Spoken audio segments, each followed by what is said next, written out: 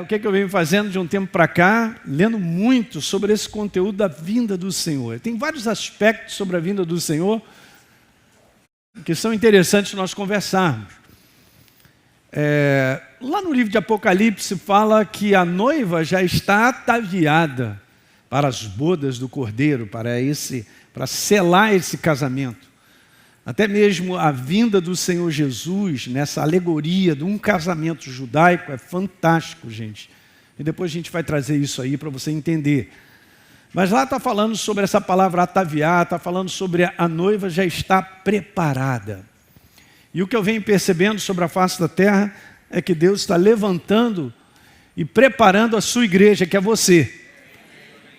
Então eu não posso ficar, nem eu nem você, eu me incluo nisso, gente, eu estou junto com vocês aí, eu não posso ficar perdido nesse conteúdo, de não saber nada a respeito, porque se eu não tenho conhecimento, eu não tenho revelação.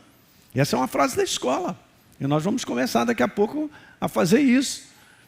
Então eu preciso ter um certo conhecimento para que o Espírito Santo comece a me falar a respeito daquilo que eu conheço como base. Se você pegar muitos cristãos, eles só sabem isso, Jesus vai voltar. Mas é pouco. Eu tenho que ter outras bases de entendimento sobre esse assunto, né? E hoje eu quero trazer um aspecto disso bem interessante, que eu quero falar sobre o dia do Senhor. O dia do Senhor não começou quando o apóstolo Paulo, lá em 1 Tessalonicenses, ele fala que o dia do Senhor, então ele virá, né, vai arrebatar a sua igreja e tal, os mortos em Cristo ressuscitarão primeiro, e nós, os vivos que ficarmos, seremos arrebatados nos ares com o Senhor e tal. O dia do Senhor é uma expressão muito mais vista no Velho Testamento do que no Novo. Só para você ter uma ideia, o que os profetas falaram a respeito da vinda do Senhor como segunda, é muito mais do que a primeira. Para você ver como é que é forte. É maravilhoso. Então eu quero falar um pouquinho, isso foi um assunto que eu já ministrei aqui, já acho que tem uns 3 anos atrás. Mas eu quero pegar e dividir em 2 partes para falar um pouquinho sobre isso. Sobre o dia do Senhor e a sua manifestação. Legal?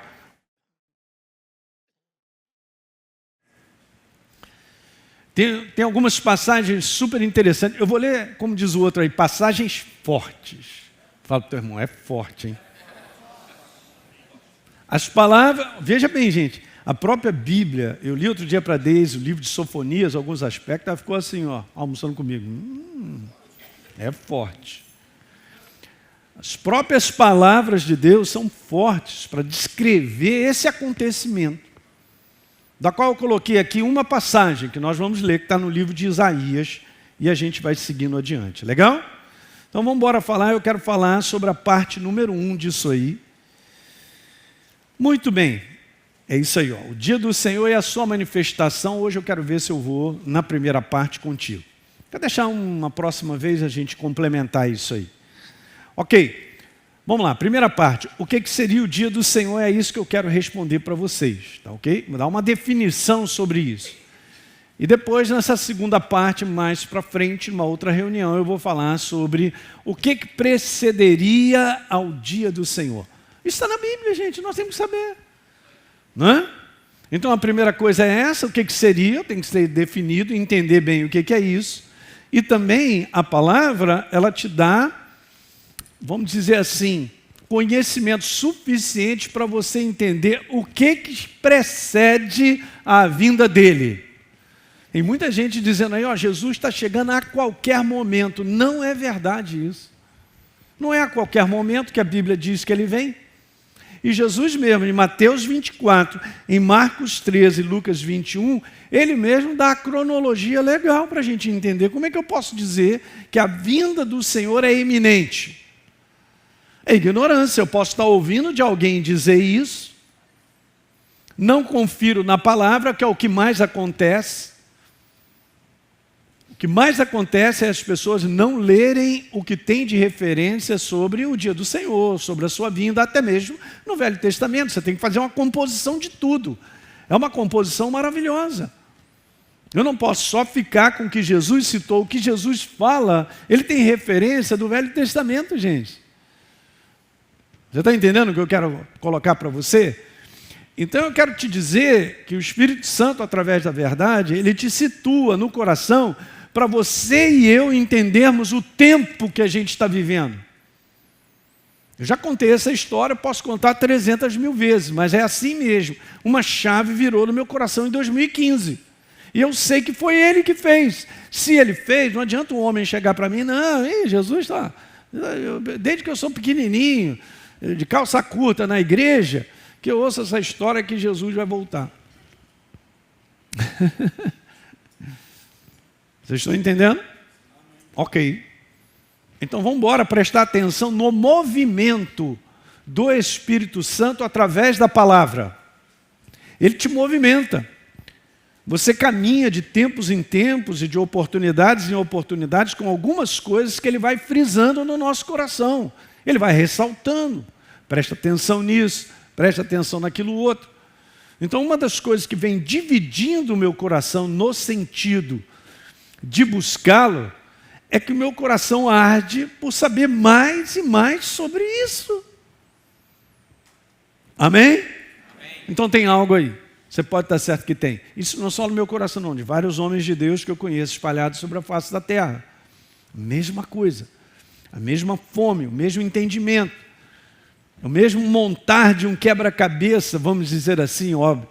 Lendo passagens, e eu estou lendo demais, eu já sei nas páginas do Apocalipse tudinho, relacionado com Daniel, é impressionante como parece que a cor vai chegando e vai juntando aquilo para que você tenha uma certa compreensão no teu espírito a respeito. O que Jesus quer, preste bem atenção, é que você se encontre preparado para a vinda dele. Vou repetir. Preparado, não é de qualquer maneira. Não, mas eu vou à igreja domingo. Não diz nada. Não, mas de vez em quando eu leio a Bíblia e tal, esse assunto, eu sei que Jesus vai vir e tal. Essa maneira espiritual relaxada de viver, vivendo o dia a dia com tudo que nós precisamos, e é lícito, eu tenho que trabalhar, cuidar de família, fazer isso, aquilo, outro. Mas, cara, tem alguma coisa que o Espírito Santo está ativando na igreja. Uma busca maior, vem falando, 2025 é um ano de nós encontrarmos um lugar secreto. Ali há revelação, há entendimento, ali o Espírito Santo vai começar a te falar coisas. Com base, obviamente, na palavra, não tem como. Nós fazemos as nossas lives de oração, estamos sempre lendo um versículo, uma passagem que o Espírito Santo, Ele mesmo põe. Essa é a química perfeita, a palavra com a ação dEle. Então algo está acontecendo com a igreja. De preparar essa igreja, de não ficarmos desapercebidos, sem percepção, que é o que Jesus fala sobre a sua vinda. Quando Paulo cita sobre o conteúdo da vinda do Senhor vir como ladrão, é para aqueles que estão despreparados, gente. Porque o ladrão dá essa ideia de que você não sabe, não percebe quando você vê ele chegou. Essa será a vinda de Jesus, virá como um ladrão para o mundo, não para a igreja. Mas eu te garanto que muitos da igreja não estarão preparados para a sua vinda. E é triste. E nós vemos Jesus reforçando isso em algumas parábolas. Depois que ele conta sobre isso, ele fala assim, fica vigilante ali, presta atenção, vigia, cara, que você esteja continuamente vigiando. E aí ele manda mais 3 parábolas falando sobre o conteúdo de não estar preparado. Terminando com a parábola no meio, né? No meio falando sobre as 10 virgens, que 5 delas não entraram e 5 entraram. Fala para mim, gente, que momento é esse do qual ele vai chegar, da qual precisa, gente, veja bem, isso é seu, pessoal, tá? Ainda bem que eu estou falando, está indo longe e está gravado. Eu e você precisamos estar preparados para esse dia, preparados de espírito, gente. Aquilo que o Espírito Santo me pede a mim e a você. Tendo dito isso, uma introdução, o couvert, vamos ao assunto agora. Então vamos ler agora. Segurem, é forte. Fala para mim, é forte. Isaías capítulo 13. Lamentem, já começa assim, no verso número 6. Lamentem, pois o dia do Senhor está... Ele já está dizendo assim, lamenta. Pois o dia do Senhor está perto. Ele vem como destruição da parte do Todo-Poderoso. Gente, não sou eu não, hein? Tá bom? Pô, pastor, vou te falar um negócio. Não tem nada alegre aí, não? Presta atenção no que ele está dizendo. Você sabe que o inferno ele usa muitas situações para confundir o povo de Deus. Uma delas é de achar que ainda haverá uma segunda chance. Que se eu não for agora, eu vou na última van aí, mesmo que eu tenha que cortar a cabeça, ou vão cortar minha cabeça, mas eu vou nessa van. No momento em que ele vier, gente, não tem mais. Jesus, foi mal, estou aqui, hein? Olha aí comigo. A oportunidade é hoje. Hoje Deus tem dado oportunidade para que nós ouçamos a sua voz. Em Lucas capítulo 16, nessa parábola eu acho fantástico, que duas pessoas passaram. Chegou o tempo, morreu o rico, morreu Lázaro, e o rico no inferno conversando com o pai Abraão, e Lázaro do outro lado fala, não, pai Abraão, olha só, manda Lázaro ir lá na minha casa, porque eu tenho 5 irmãos, eu já vi, eles vão parar aqui embaixo. E aí Abraão diz assim para ele, cara, ninguém vai sair daqui para ir para lá, e mesmo que ressuscite alguém dentre os mortos, eles não vão prestar atenção, está escrito isso, gente. E aí Abraão diz algo fantástico, ele diz assim, eles que estão vivos, estão lá na terra, eles têm os profetas, que eles ouçam a voz dos profetas, dos representantes de Deus. Os representantes de Deus sobre a face da terra, sou eu e você, é a igreja, que tem proclamado isso, gente. Hoje é dia de salvação ainda. No momento em que ele chegar, não tem mais, para a eternidade. Isso é mais sério que a gente imagina. Porque a gente não tem noção da calamidade desse dia, para aqueles que não estão preparados, ou para aqueles que se esqueceram dele, ou não deram a mínima. Vocês estão entendendo isso, gente? Isso não é mensagem de medo, gente. Isso é uma mensagem de alerta. Se você vai por um buraco, e eu estou vendo que você vai para o buraco, eu não vou te alertar. É lógico. Então, essa mensagem ela tem sido proclamada. Há um tempo de alerta, da qual Deus está preparando a sua igreja. Nós temos que ter um coração voltado para isso. Vocês estão entendendo, né? É bom. Então, vamos embora. Por isso, todas as mãos desfalecerão. Meu Deus. Veja, e o coração de todos vai o quê? Vai derreter. Eu estou lendo a Bíblia, hein? Não olha para mim, não. Vou continuar. Ficarão apavorados. Veja, gente, angústia e dores tomarão conta deles. E se contorcerão qual a mulher que está dando à luz. Olha as palavras usadas. Beleza? Olharão espantados uns para os outros. Uns para os outros, com os rostos da cor do fogo. Eis que vem o dia do Senhor, dia suave, tranquilo, o dia cruel. Dia cruel, veja bem, com ira e ardente furor, para fazer da terra uma desolação e exterminar dela o quê? Isso não é mensagem do Evangelho, não. Brincadeira, gente. É tão maravilhoso você entender que a força dessa palavra, ela é tão poderosa, que Deus pega o filho dele, porque esse dia vai chegar, não tem jeito, nós estamos numa condenação eterna, e dá o filho dele por mim e por você, para que isso aí não seja a minha e a sua realidade. Porque o desejo de Deus é que todos se salvem, que recebam a mensagem, que abracem a libertação do dia de hoje, que Ele está chamando. Meu Deus. Vamos embora, verso número 10. Porque as estrelas e constelações dos céus não darão a sua luz. Olha o abalo cósmico.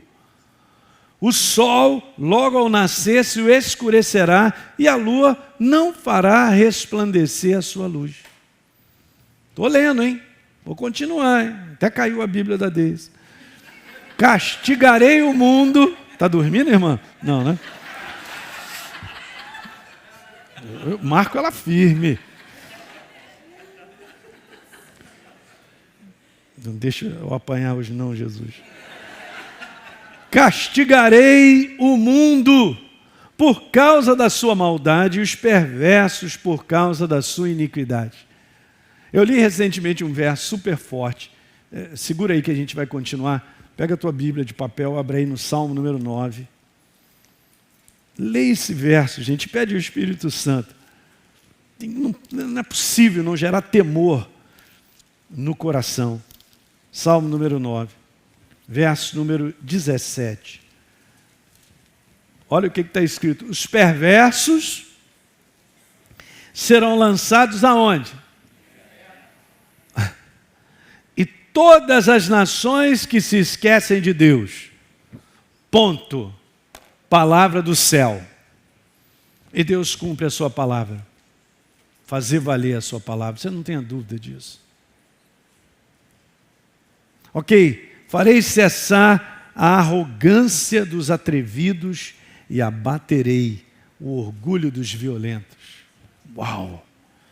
Verso 13. Portanto, farei estremecer os céus e a terra será sacudida do seu lugar. Algumas referências são cruzadas com Apocalipse capítulo 6, verso 12, 14. Fala sobre isso aí.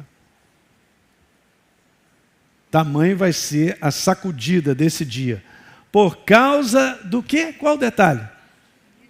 Interessante, né? A volta do Senhor Jesus com o cumprimento da sua ira. A ira do Senhor dos Exércitos, e por causa do dia do seu ardente furor. Quando você termina de ler os selos de Apocalipse, no capítulo 6, e fala lá sobre o 6º selo, fala sobre esse conteúdo, que as pessoas vão procurar um lugar para se esconder, uma fenda numa rocha, uma caverna, um buraco, por causa da ira de Deus. Não tem como mais. Chegou o dia, não volta mais. Não tem uma oportunidade. Então, essa é a pergunta que eu quero fazer. O que seria o dia do Senhor? Isso também foi revelação para mim. Perdão. Por uma passagem que a gente vai ler já sobre o Apocalipse capítulo 1. Mas caracterizar o dia do Senhor dentro do maior contexto que a própria palavra mostra, e por isso que a gente tem que ler, é exatamente isso. Ó. É um dia, é um período de tempo em que não está marcado por apenas um dia normal de 24 horas. Ok? O dia do Senhor, a sua vinda, não é simplesmente ele veio naquele momento, naquele dia, tudo resolvido, fez o que tem que fazer, não. Ali é um marco. O dia do Senhor é um marco, é o início de um processo de acontecimentos, de várias coisas que vão acontecendo, inclusive o desenrolar dos julgamentos através das trombetas, das taças que estão no livro de Apocalipse. Gente, tem determinado julgamento desse no livro de Apocalipse que é um negócio terrível. Tipo, lá mesmo está citando um deles, está nas taças, que o mar inteiro, os mares do mundo morreriam.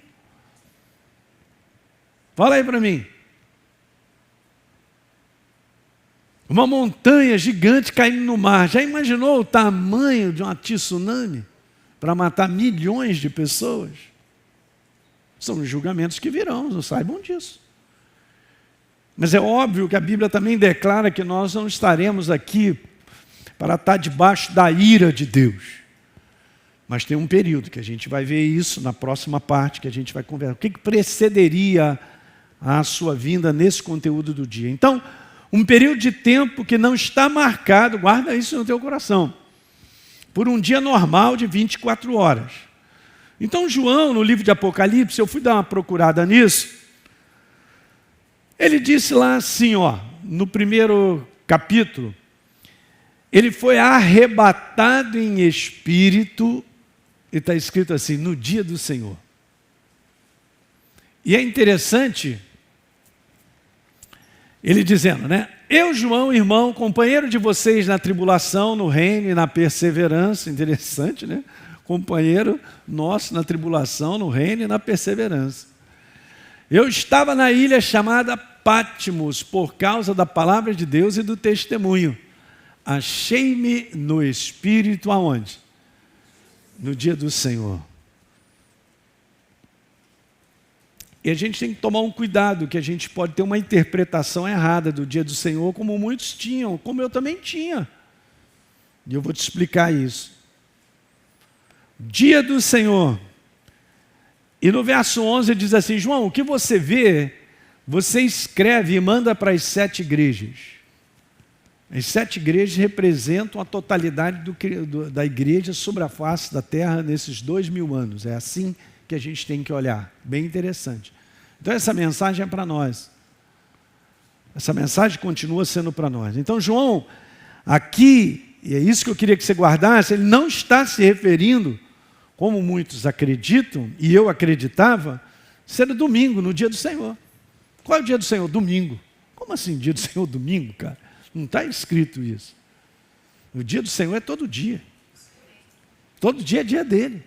Nós tiramos um dia na semana para nós adorarmos, louvarmos o nome de Deus, e como mundialmente temos um dia de descanso, de trabalho, então domingo para a gente vem à casa de Deus, mas eu não posso ter essa referência que eu me achei em espírito no dia do Senhor, fosse o domingo.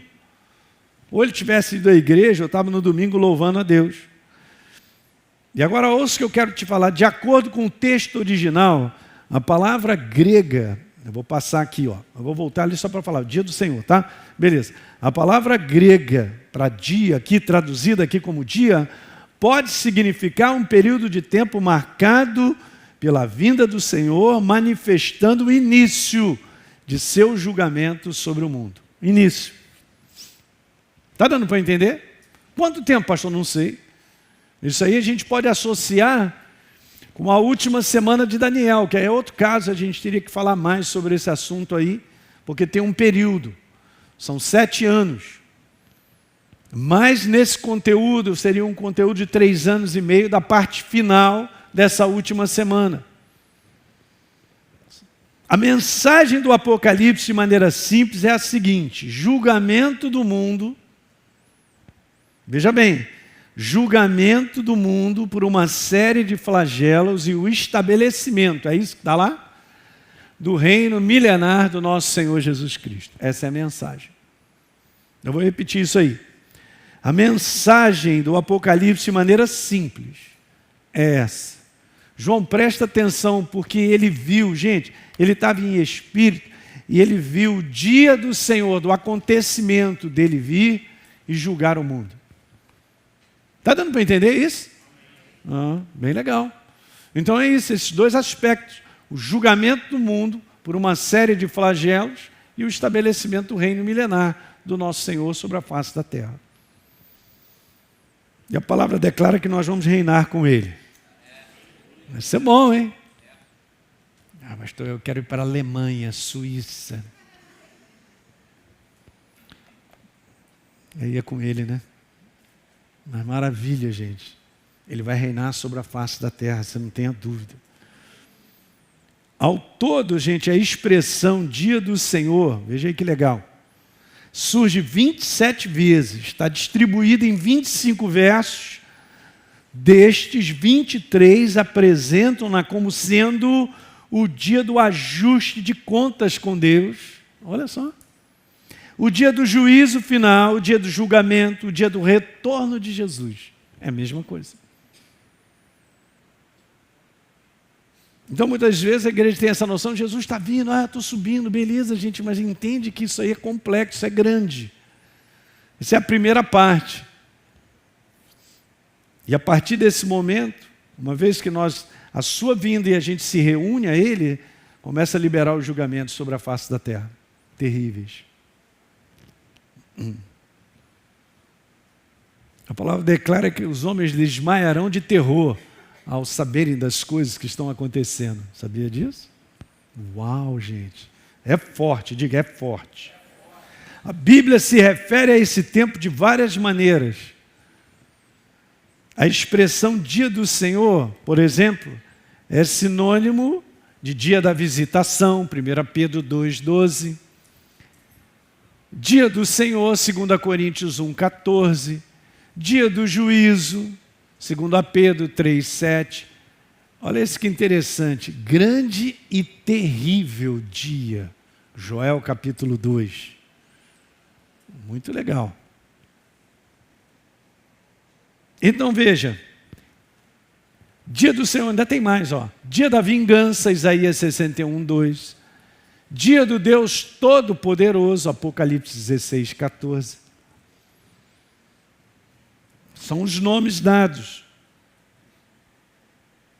Deixa eu ver se tem mais. Não, em seu sentido mais amplo, o dia do Senhor simplesmente se refere à era em que Deus vai assumir o controle da terra.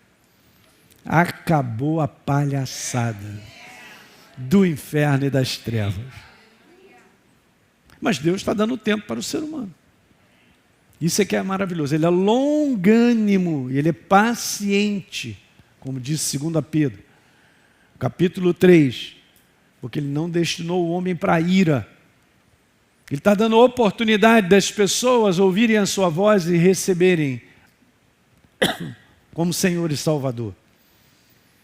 Simplesmente o governo direto de Deus sobre toda a terra, isso será restaurado durante o dia do Senhor, que é um período. Começa com a sua vinda, será restaurado. Tanto é que você dá uma lida no livro de Apocalipse, na 7ª trombeta, fala que o reino do nosso Deus pertence a Jesus. Tchau, tchau, Ele que manda, Ele que governa. Então a palavra de Deus nos mostra as consequências, gente, drásticas do dia do Senhor sobre os ímpios.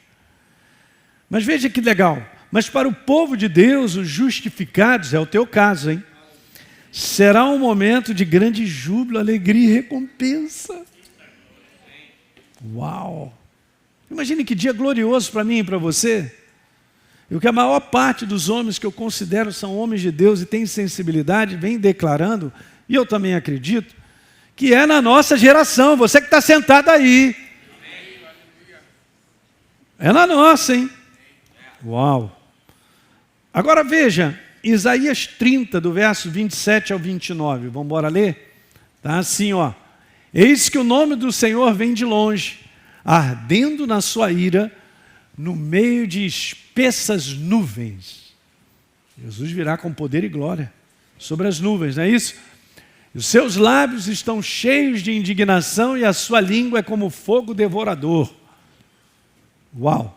Bora continuar, verso número 28. A sua respiração é como a torrente que transborda e chega até o pescoço. Ele vem peneirar as nações com peneira de quê? Meu Deus, 29. Mas vocês, os justificados, a igreja, cantarão como nas noites em que se celebra uma festa santa.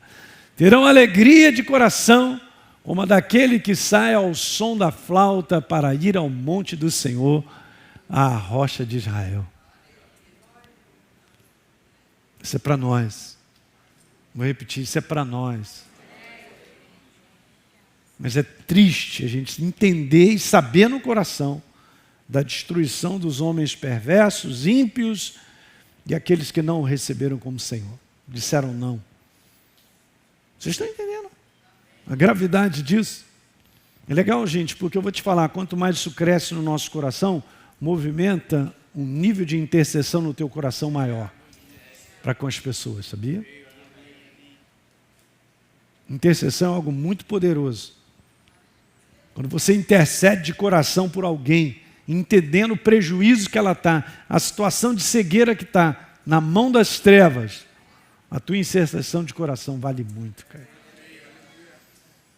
E a intercessão da igreja vai preservar muitas pessoas. Não tenha dúvida. Então essas duas consequências do dia do Senhor: julgamento para o mundo e recompensa para a igreja. Olha só, duas consequências do Senhor. Nós vamos dar uma lida agora em 2 Tessalonicenses, capítulo 1, verso número 4.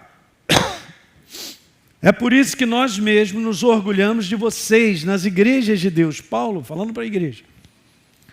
Por causa da perseverança e fé que vocês demonstram em todas as o quê? perseguições e tribulações que vocês estão suportando.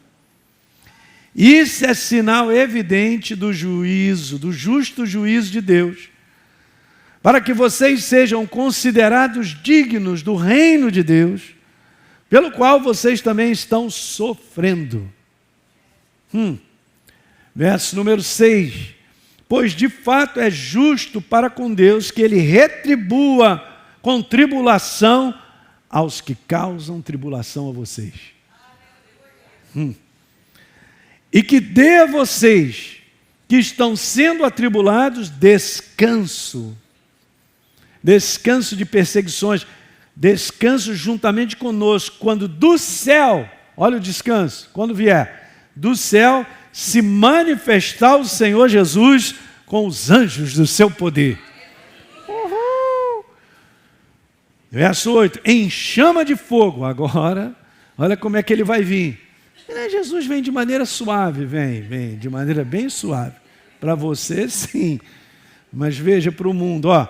Ele vem em chama de fogo, tomando vingança, a ira dele, contra os que não conhecem a Deus e contra... As palavras de Paulo, é a Bíblia. Estou lendo a Bíblia. Contra os que não conhecem a Deus e contra os que não obedecem ao Evangelho do nosso Senhor Jesus. Gente, verso 9. Estes sofrerão penalidade de eterna destruição, banidos da face do Senhor e da glória do seu poder. Isso aí tem que tremer os nossos ossos. As pessoas não entendem a gravidade dessa palavra. Essa palavra é Ele falando.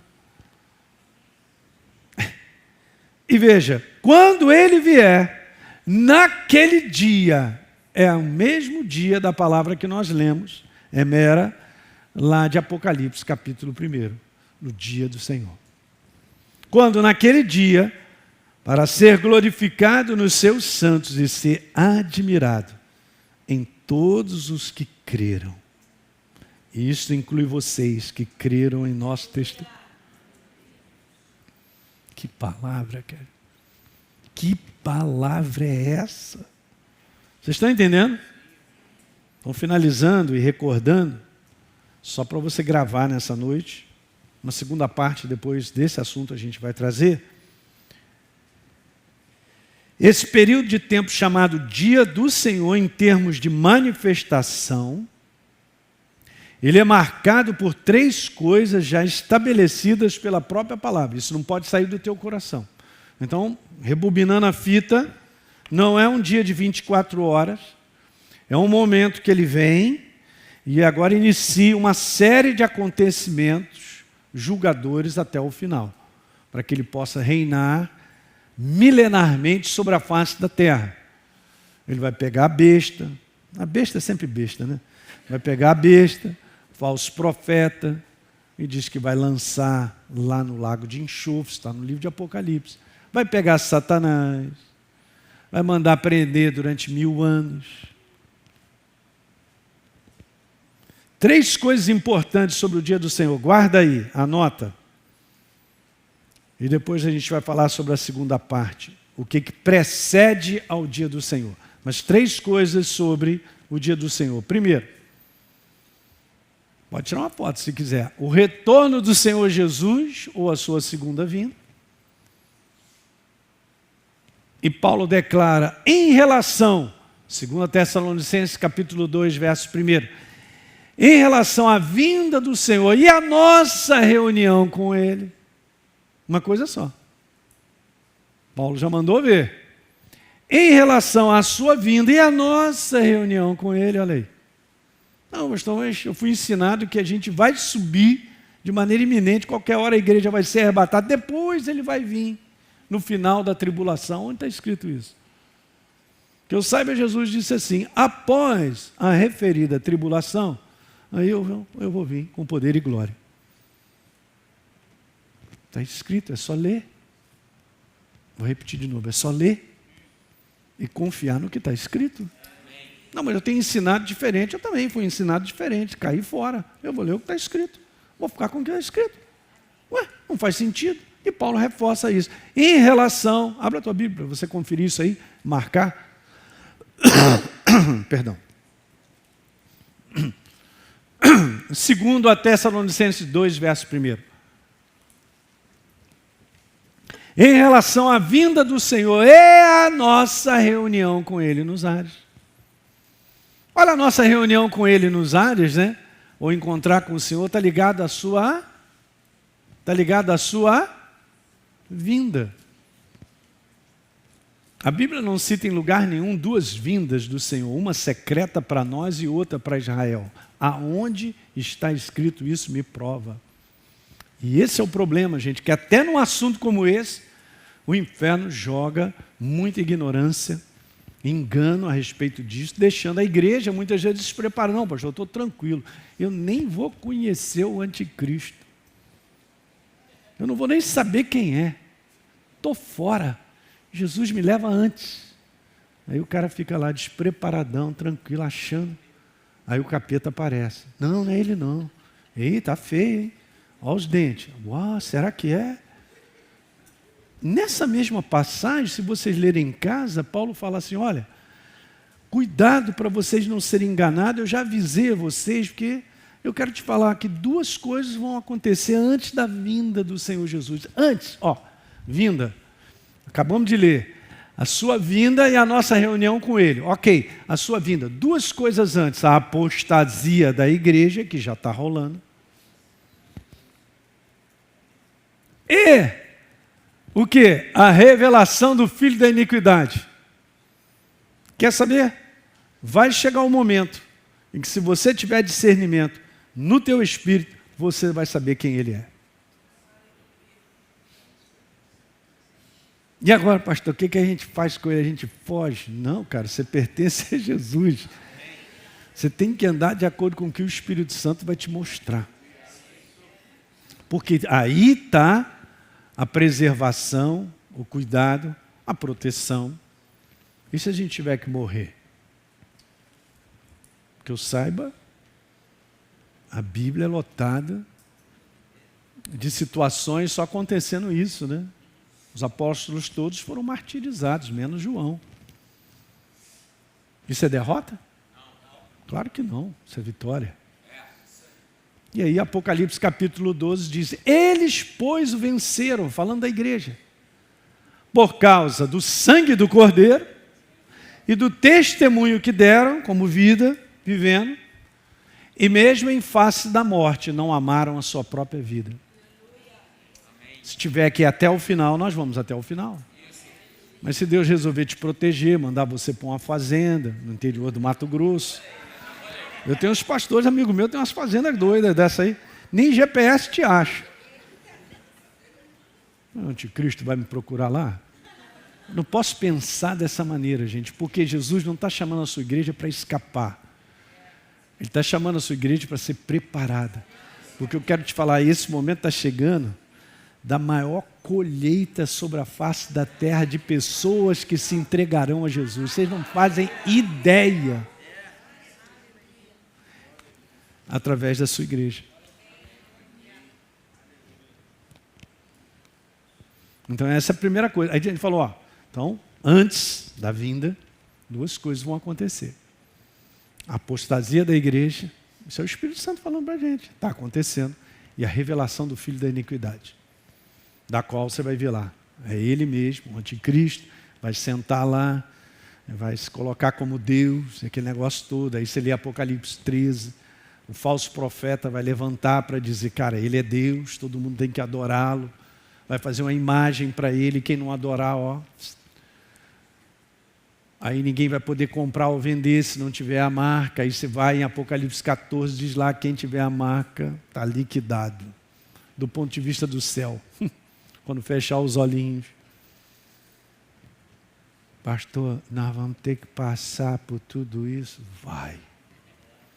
Segura. E a gente sempre dá esse exemplo, né? Cara, você tem uma corrida para fazer.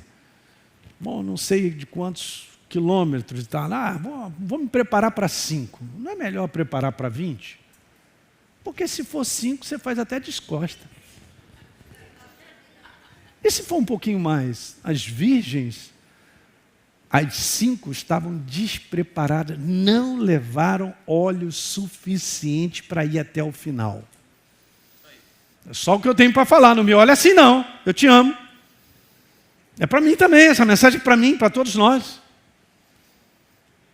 Bora ter óleo para ir até o final. E o Espírito Santo, ele é o óleo na tua vida, cara. Hã? Então, a segunda coisa, consequentemente, é a reunião do seu povo com ele, está aí, 2 Tessalonicenses, você já leu? Está escrito? Grifou. Capítulo 2, verso 1, é o arrebatamento. E terceiro, a partir desse momento, inicia os julgamentos já determinados pelos flagelos dos 7 anjos. E aí, pau na moleira, que não é para a gente, nós estamos aí para a ira.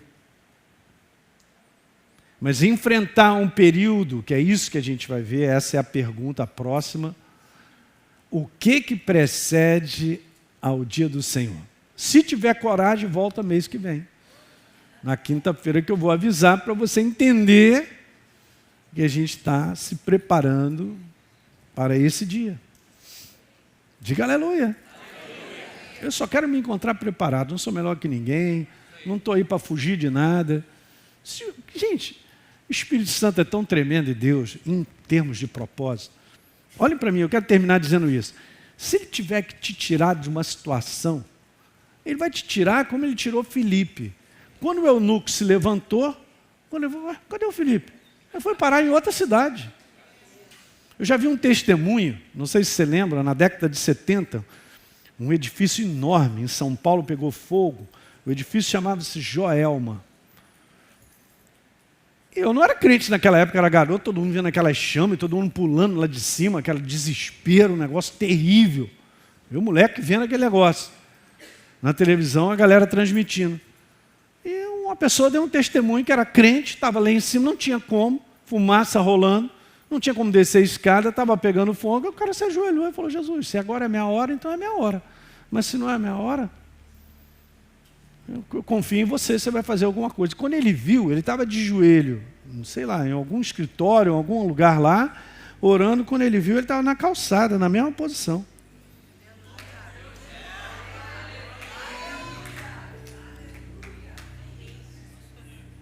Vocês entendem?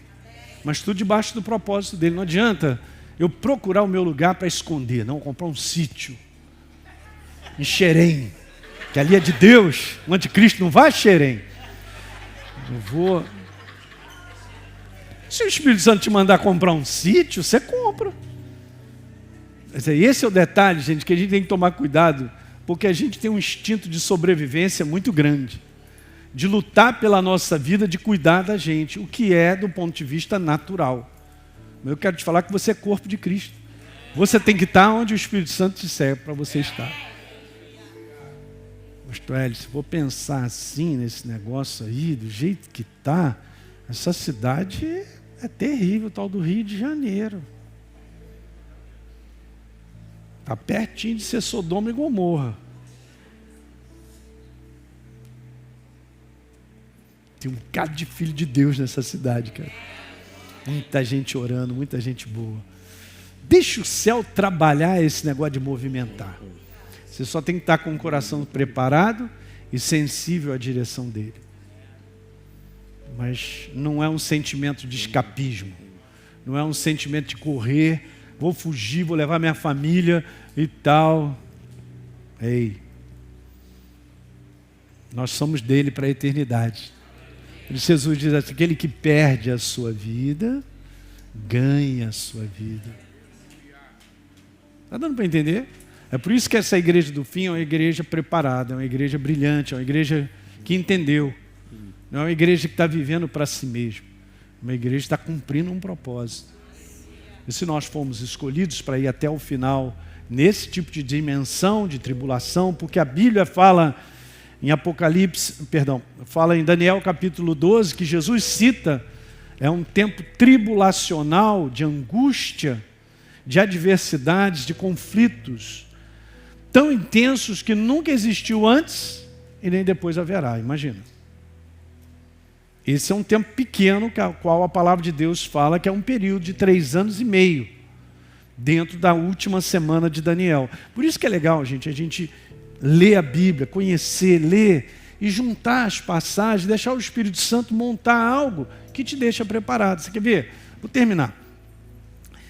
Daniel, ele começa a receber uma grande revelação do qual Gabriel vem para falar coisas para ele, que só vem porque ele leu no profeta Jeremias. Ele leu no profeta Jeremias que as assolações de Israel durariam só 70 anos. Aí ele ficou impressionado com aquilo, falou, meu Deus, olha, está escrito. Aí ele começou a fazer uma oração de entrega, de arrependimento, uma oração com todo o coração para com Deus em relação... Aí o anjo vem, Daniel, porque você buscou o teu coração para ter entendimento, vou te falar algumas coisas aí, das quais, gente, é o livro mais poderoso para falar sobre o fim dos tempos, é o livro de Daniel. Incrível como você pega o livro de Daniel, se encaixa perfeitamente no livro de Apocalipse. Mas por quê? Porque ele leu. Ele descobriu algo, ele ficou interessado, ele foi se arrepender e tal. Então essa igreja do fim, ela precisa, por isso, é um tempo da gente ir para a presença dele. Você tem que ler, você tem que ter fome. Ele está te dando isso, está dando para mim e para você. Para a gente estar fortalecido. Não só nos dias que nós estamos vivendo, que já estão ruins, mas veja, gente, só vai piorar porque está cumprindo aquilo que está escrito sobre o fim de todas as coisas. Deu para pegar? A alegria do Senhor é a nossa força. Nossa dependência é total dele. Se ele sustenta mais de 2 milhões de pessoas no deserto, ao ponto de não faltar nada, de ter saúde, de ter comida, Jesus. Aí agora a gente vai ver o sobrenatural. Posso contar mais uma? Eu tenho um livro que esse missionário, na verdade, ele contou numa reunião onde esse homem que escreveu o livro, falando de prosperidade, é super interessante.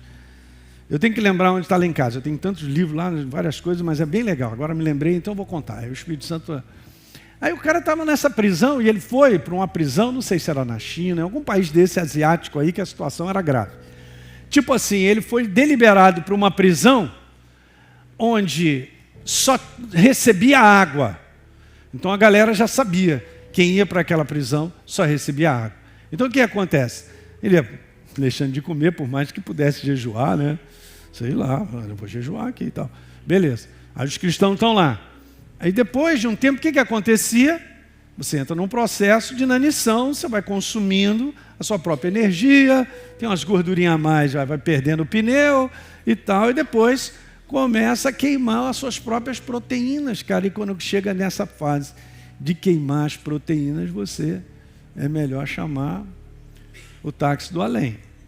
Então todo mundo sabia, e os guardas também, que um determinado tempo, por experiência, os caras entravam, tomavam água, e depois de sei lá quantos dias, talvez 30, 40 dias, sem receber alimento, os caras empacotavam.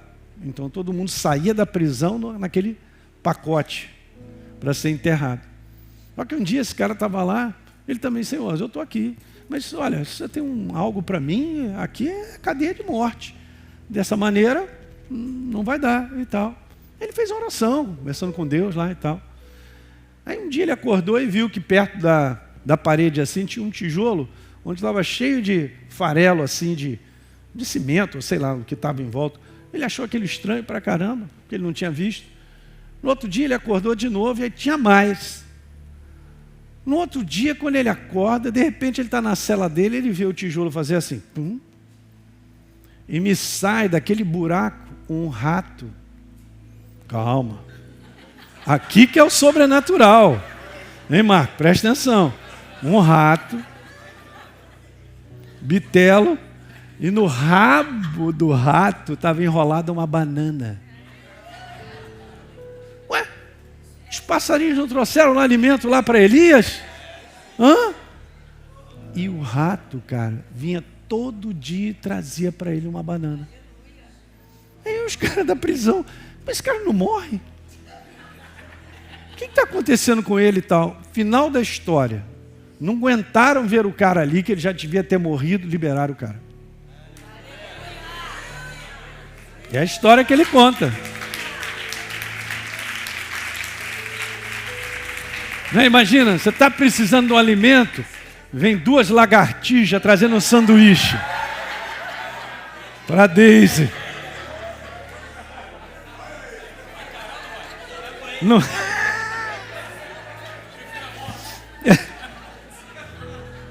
Eu vou levantar minhas mãos e dizer assim, gente, eu creio em Deus.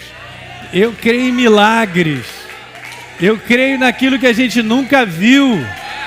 E a gente vai ver.